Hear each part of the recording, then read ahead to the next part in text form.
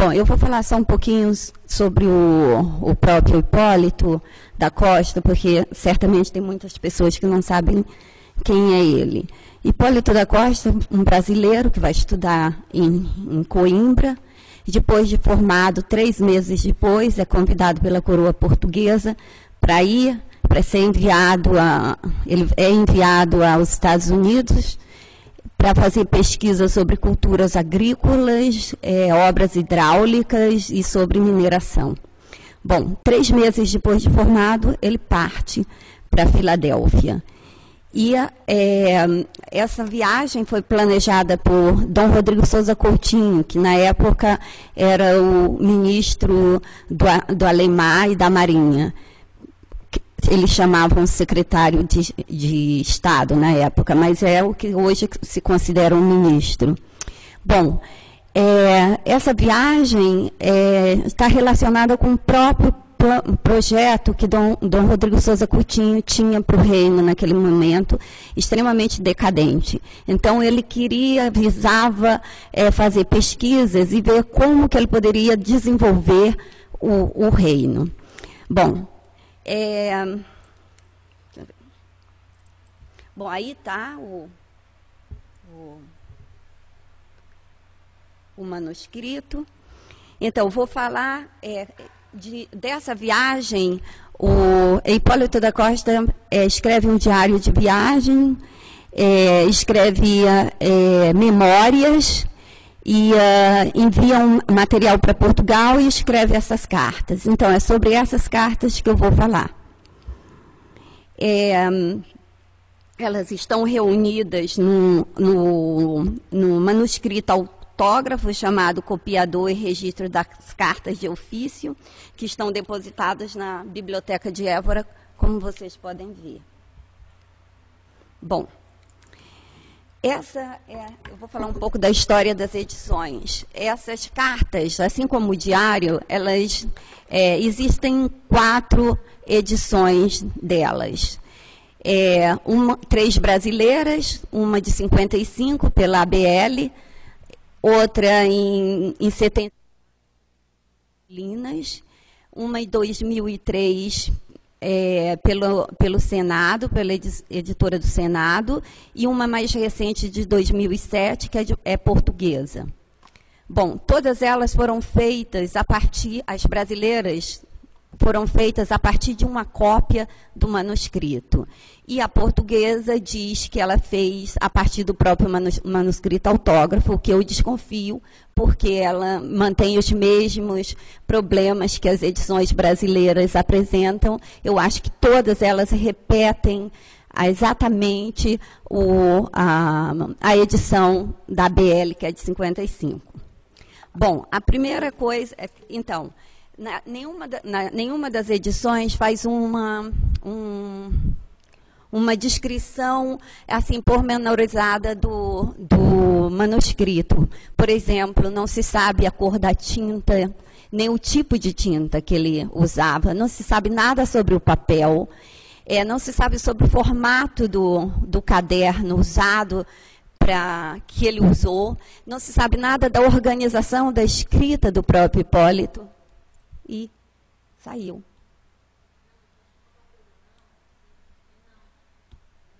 Ok. Também não se conhece também não é descrito nada sobre os próprios fatos da escrita. Por exemplo, se há rasura, se há emendas, se há supressão, são isso. Então, diante disso, eu acho, não precisa ser eu exatamente, que já estou cansada do Hipólito, há necessidade de uma nova edição. Ok. A primeira coisa que eu acho que é mais importante, que deve ser considerada, é que nenhuma das edições, por exemplo, diz que nesse manuscrito, na verdade, um rascunho, são as cartas rascunhos que estão contidas nele.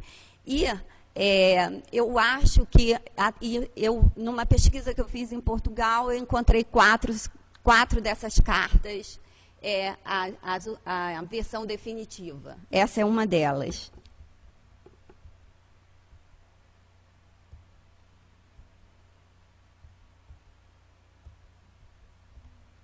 Bom, isso já é o manuscrito. Então, além disso, então, se dessas são 20 cartas enviadas para o Dom Rodrigo de Souza Coutinho, eu só encontrei 4. Precisa ser encontradas as outras. Ele também teria escrito uma carta para Cipriano Ribeiro Freire, que era o ministro de carreira diplomática da coroa portuguesa na Filadélfia. 4 cartas para o governador da Ilha da Madeira. Ele enviava essas cartas para o governador, porque, na verdade, era naquele momento, em um determinado momento, não havia uma conexão direta entre Lisboa e Filadélfia, então teria que passar pela Ilha da Madeira. E também, ele faz referência que numa das cartas, Dom Rodrigo de Souza Coutinho pede para ele enviar sementes para o governador da Ilha da Madeira. Então, ele também escreve 2 cartas para Luís Pinto de Souza Coutinho, que é o secretário de Estado da Guerra. Essas cartas também não foram encontradas e a gente sabe que elas existem porque estão lá nesse manuscrito copiador. Ok. Associada a essa questão, tem uma outra, que são... A gente não sabe se, de fato, todas essas cartas, as 20 cartas escritas para o Dom Rodrigo Coutinho, foram enviadas. Eu suponho que pelo menos 8 foram enviadas, que são essas 4 que eu encontrei, e as outras 4 ele faz referência na memória, que é um documento, quando ele volta para dos Estados Unidos para Portugal, ele acaba tendo que fazer um relatório, o nome das atividades realizadas durante a viagem. E é nesse chamado memória. E por essa memória a gente fica sabendo que ele escreveu mais, pelo menos Dom Rodrigo Souza Coutinho recebeu mais 4 cartas. Tá? E o outro aspecto filológico que eu acho interessante, que não foi levado em conta pelas edições, muito pelo contrário, foi o aspecto assim cronológico. Hipólito usa a numeração para organizar as cartas de rascunho, mas ele não faz o mesmo com as 4 versões definitivas já encontradas. Por exemplo, aqui não tem. Aí em cima está numerada. 5, 6 e 4. Bom, ele faz uma numeração para organizar essas cartas. E a primeira, por exemplo, eu não sei se... Eu acho que eu não trouxe. Não trouxe. A primeira carta que ele escreve... Ele identifica, as 2 primeiras ele identifica como primeira carta, mas cada uma é enviada para pessoas diferentes.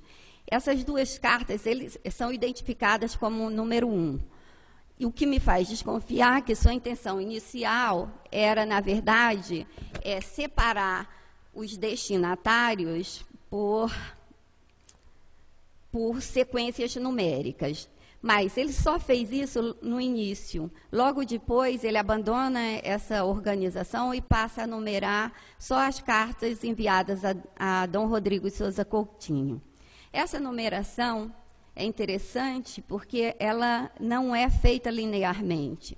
Por exemplo, ele faz 1, 2, carta primeira, segunda, terceira, quinta, sexta, quarta, sétima, oitava, décima primeira, aí a partir daí segue uma ordem. E a datação correspondente a cada carta nem sempre é feita de forma linear também.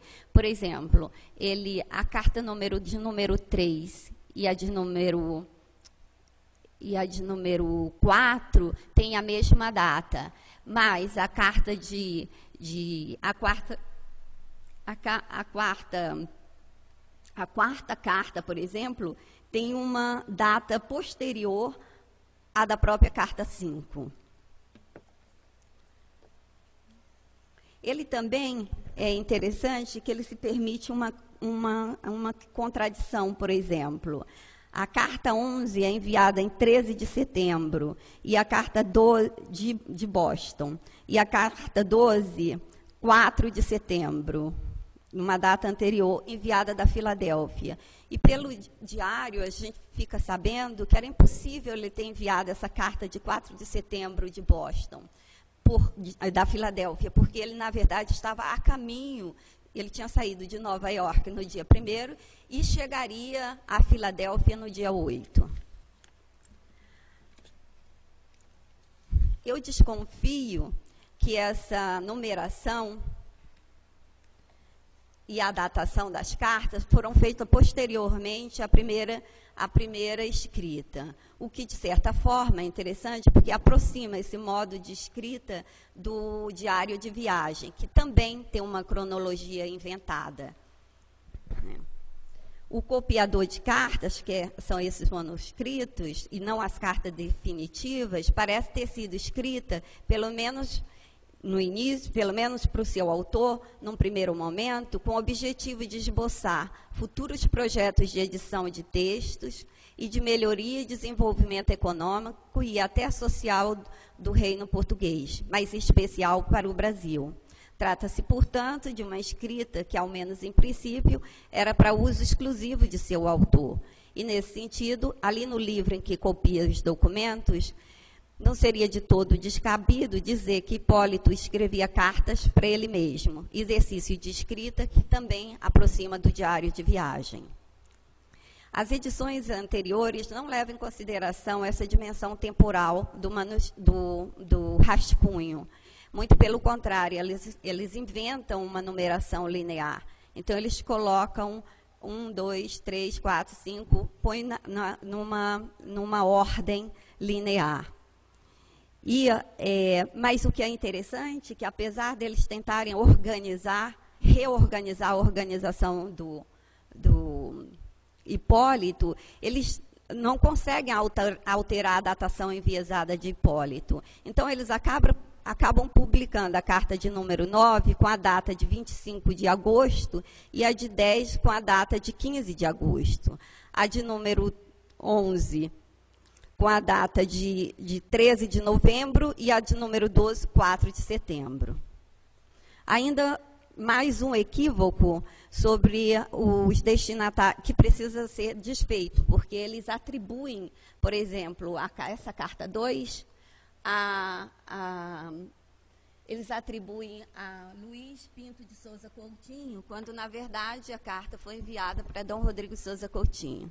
Isso também o editor português comete esse mesmo erro, o que me faz desconfiar que ele, na verdade, não viu ou não fez a edição pelo manuscrito que está em Évora. Então, eu acho que uma edição sobre esse material deveria considerar essas duas lições, o rascunho e a versão definitiva, pois só assim nós teríamos condições de avaliar as hesitações, supressões, superposições que ocorrem no momento da escrita dessa correspondência. Eu só vou mostrar um pouquinho aqui.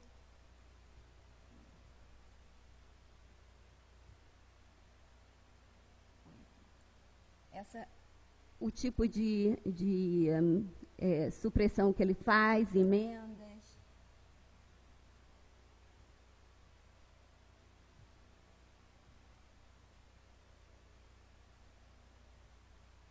Enfim, não é um material tão difícil assim de ser trabalhado. Bom, eu ainda tenho tempo?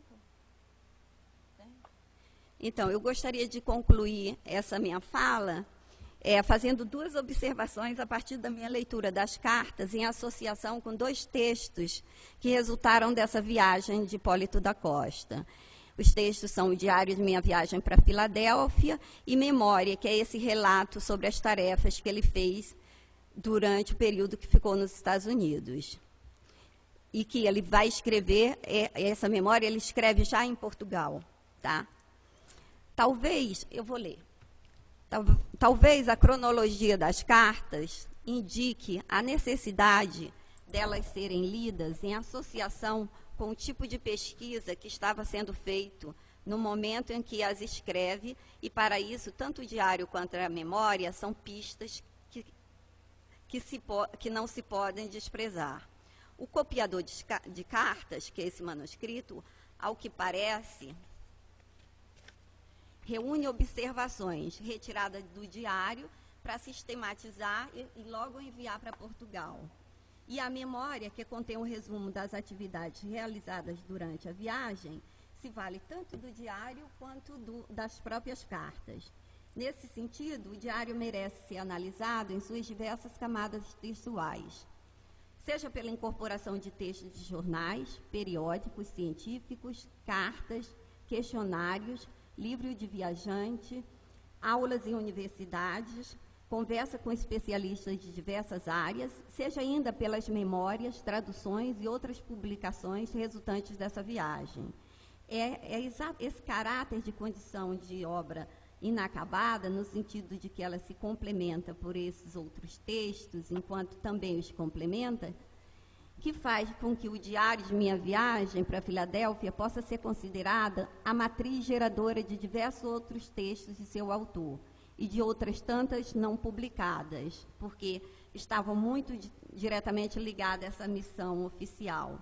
Atravessa, portanto, o diário diversas temporalidades, a que denominei em estudo sobre a escrita do Diário de Minha Viagem para Filadélfia, de temporalidades sobrepostas. Uma outra coisa que eu gostaria de falar, que é uma observação que eu achei curiosa, é um dado aparentemente bobo, nas cartas. Bom, a primeira coisa é que a gente fica sabendo pelas cartas, e não pelo diário, nenhum outro documento, que ele acaba ficando nos Estados Unidos até todo o ano de 1800. E o diário vai até dezembro de 1799. Essa carta, pelas cartas, a gente fica sabendo disso. Mas o que eu acho mais interessante é que nas cartas, logo na primeira carta, ele começa a explicar para Dom Rodrigo Souza Coutinho que ele tinha decidido, juntamente com o ministro, que ele não faria as viagens, ou não faria a pesquisa de acordo com que Dom Rodrigo Coutinho tinha listado nas instruções. Nas instruções, ele lista uma quantidade de tarefas que ele tem que fazer e como deve ser feita. Essa tarefa tem que ser feita através de um deslocamento. Ele deveria ir aos lugares onde tivesse produção daqueles produtos agrícolas, por exemplo. E aí, bom, foi o inverno a causa de Hipólito ter ficado tanto tempo na Filadélfia. Foi o inverno que impediu de começar a fazer o trabalho tal qual foi pensado por Dom Rodrigo Souza Coutinho. É um detalhe bobo, mas que vai ser fundamental para se entender a mudança radical que essa estadia teve no aprendizado de uma profissão totalmente diferente daquela que ele tinha aprendido em Coimbra e que tinha garantido a ele esse emprego. Esse emprego que era essa prestação de serviço à coroa portuguesa. As instruções pedem que ele faça pesquisa de campo nas regiões produtoras dos artigos nela listados e que não se esqueça de recolher e enviar a Portugal o material já publicado sobre os assuntos que deverão ser pesquisados.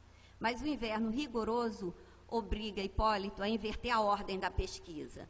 Durante os 4 meses, ele fica do dia 13 de dezembro a 1º de abril, ele fica na Filadélfia, faz leituras variadas sobre diversos assuntos que estava ou não ligado à comissão, e ali também que ele começa a fazer a pesquisa de campo, indo a estufas de um determinado pessoa que era apaixonado por botânica e indo a um jardim botânico de um botânico. Se a missão oficial exigia de Hipólito da Costa um olhar técnico, A permanência forçada na Filadélfia também lhe deu a possibilidade de empreender, paralelamente ao cumprimento das tarefas, uma verdadeira viagem de pesquisa, que visava um aprendizado não apenas relacionado com a sua missão oficial, um aprendizado que foi adquirido por meio da experiência, do contato direto com pessoas e objetos pesquisados, mas também ouvindo na Filadélfia as lições públicas de medicina prática, frequentando aulas de anatomia, lendo os periódicos Aurora e Gazette do United States, diversos manuais de agricultura, catálogos de planta, livros de viajantes que escreviam sobre os Estados Unidos e outras partes do mundo, e o periódico Medical Repository. E ele acabou colaborando com essa revista, colaborou apenas uma vez. Toda essa experiência que ele teve na Filadélfia, que foi se repetindo em outras regiões dos estados do norte, por onde passava, me faz pensar que talvez não seja descabido propor que o aprendizado resultante do ato de pesquisar possa ter operado no plano simbólico a primeira ruptura no processo pedagógico a que estivera submetido desde que iniciara sua formação intelectual na Universidade de Coimbra, na medida em que ele deixa de apenas acumular informação e passa a se preocupar também com a produção de conhecimento. É isso. Obrigada.